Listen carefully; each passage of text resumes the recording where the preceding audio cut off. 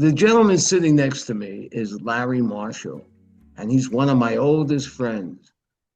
Well, we were close for, I guess, during our 20s and 30s. And then life led us in different directions, and we sort of lost touch. And recently, I had an opportunity to make contact again, and I thought it would be great to just say hello and see what's going on. So I want to say welcome to my show, Larry. It's really good to see you. And you sent me a bio of things I didn't even know about you. So I've got a couple of questions if you want to fill in the blanks. You were in show business when before I met you, and I think you had a major role in The King and I on Broadway, and you were involved in West Side Story. And at 21, you left the business. Why? I retired after 6 years in show business because I had done everything that I wanted to do. And at the age of 21, I looked at my prospects and I saw, you know what? This has been up and it's been down. It's been fun and it's been very, very difficult. I loved doing legitimate theater and loved the shows that I was fortunate enough to be in. I went to the High School of Performing Arts in New York, which many people know about it from seeing the movie Fame. And the most of the cast of the Broadway show were my schoolmates at Performing Arts High School who were in the dance departments. I was in the drama department. So my dancing, while I had decent, what they call movement, I certainly didn't have the professional capabilities of these other schoolmates. So when I auditioned for it, I was sort of known as the little guy with a big voice. This is a historical question. Do you remember how we met? You know, that's what I was trying to figure out. I think it has to do with when I had my executive search firm. Before that, yeah, And we met. You were working for what they called Howard employment Sloan. agency, and Right, you were a headhunter. right. Today, they call that a corporate recruiter. And you specialized in public relations, which had about 6 jobs in the New York Times at that time, because nobody had a clue as to what public relations was really all about. If I wanted to get in the show business, and one of the items you offered was working for a company that was involved in show business, I came up, and from there we became friends. On that score was you represented Tiny Tim. You had worked with Johnny Carson and Yeah, Roberta Peters, yeah, they and were they were my steady clients, right. and But then you also had to do a lot of nightclubs to find out to try to get new talents to represent, and the music was so loud that you lost part of your hearing. yeah.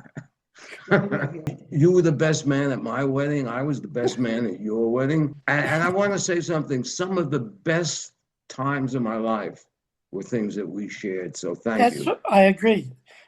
You were very influential in my life in so many different ways, and what you were referring to when we first met, I didn't recall that it was at the firm that I was working for, which was an employment agency. And I decided after doing it for 4 years that I was going to open up my own firm.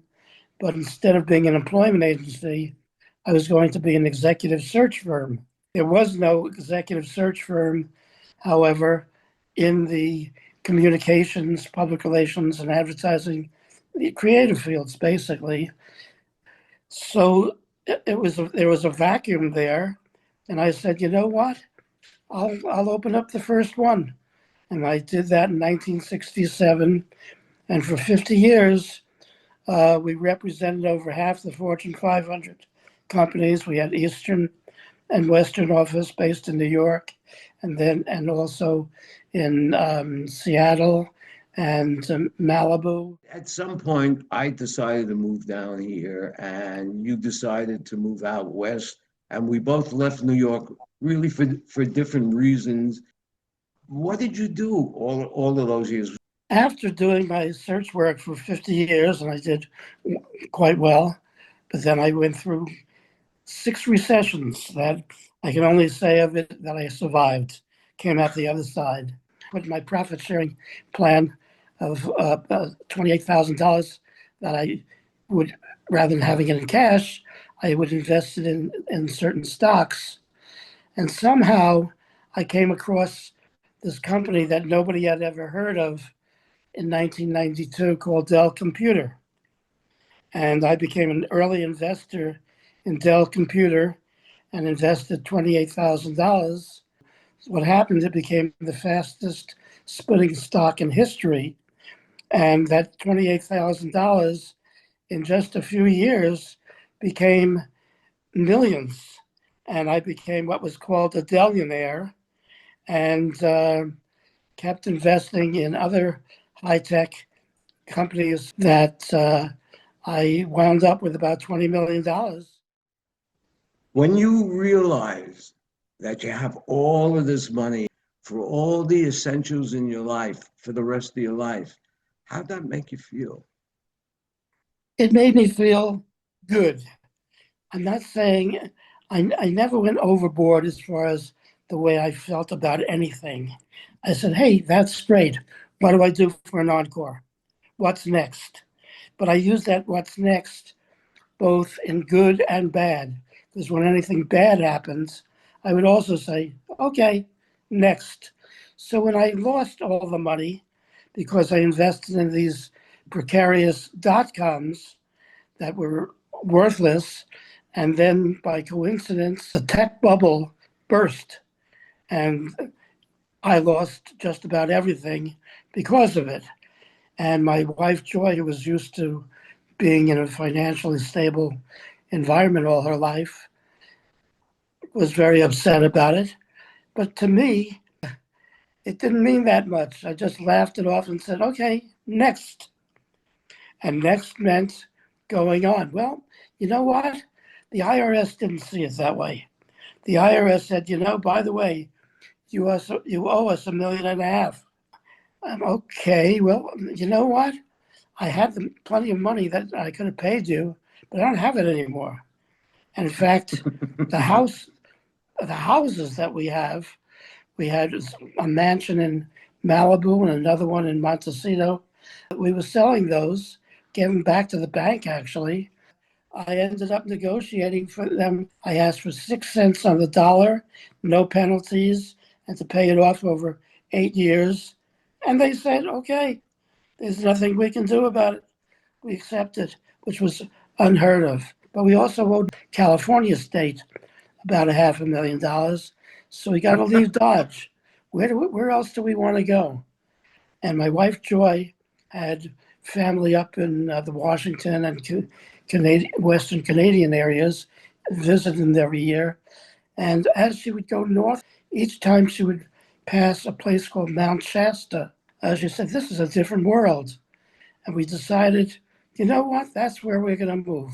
So sight unseen, we went into our RV, brought it up north, and ended up in beautiful Southern Oregon. I have one more question.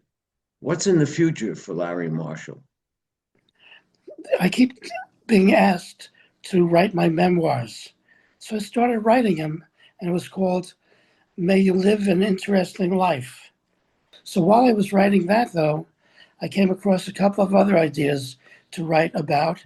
And one was to do a joint project with my wife of a children's book that my son Donald had originally come up with as a play when he was a teenager.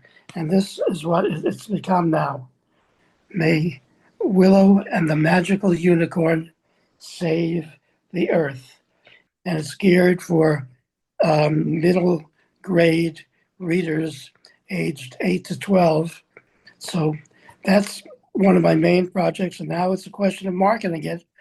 So, anyway, in terms of my life, I've been very fortunate to have lived a very interesting life.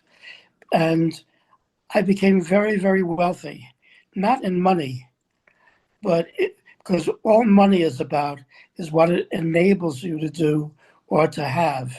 And I've had everything I want. I live in a very modest lifestyle now, but what I'm rich on is having met some of the most interesting people over the years, including you. Well, thank you. That's what's really important.